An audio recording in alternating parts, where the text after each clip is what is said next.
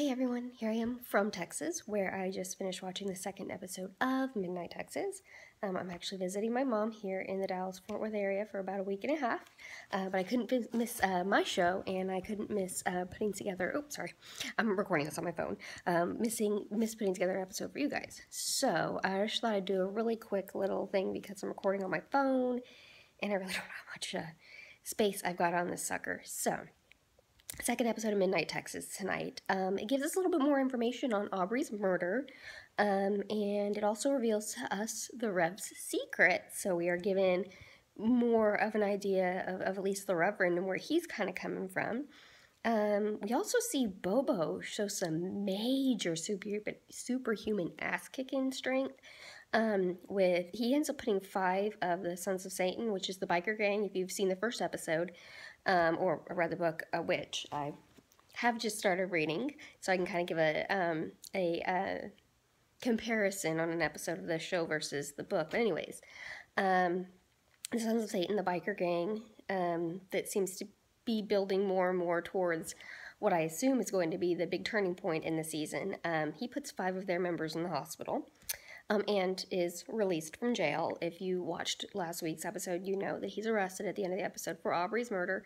Obviously, he did not commit it.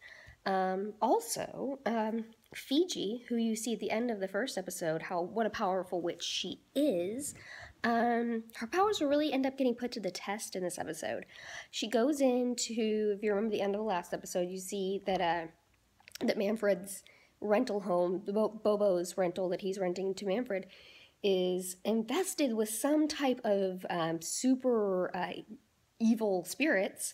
And so Fiji decides to help him. She decides to try and do a cleansing of his house.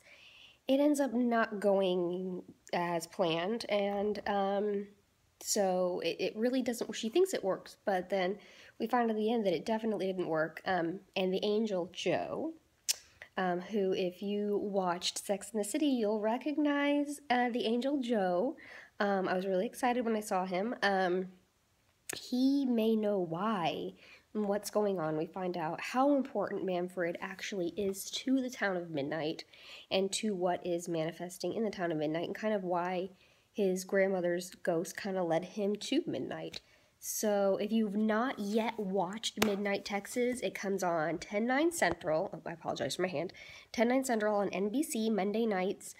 So far, all of my friends that are watching it, my aunt, everybody's really loving it.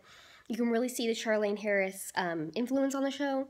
So I definitely encourage everybody to check out Midnight Texas. It is absolutely worth it. It's an awesome show, and I'd like to really start a discussion on it on here. If you've read the book, if you're watching the show, whatever, I'm going to start 2 discussions. I've just started reading the book today, and I've got a 3-hour flight home coming up, so I'm probably going to end up reading the book, on the flight home, and I'd love to start a discussion on 2 separate threads, one about the show, one about the book, kind of compare and contrast. If you've read the entire book series, I do intend to. There are 3 books in the series so far. I'm not sure if she intends to add more. It may just be kind of dependent on the show.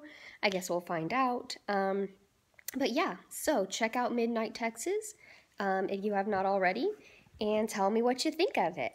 And we will see you later. I'm going to be recording 2 episodes actually tomorrow. I'm going to be adventuring here in the DFW area, go see some haunted spots and some creepy places, and share those with you on the next few episodes. So don't forget to like, subscribe, click that little button that tells you when I've got a new episode coming up, and let's just keep this train going, and you guys have a good night.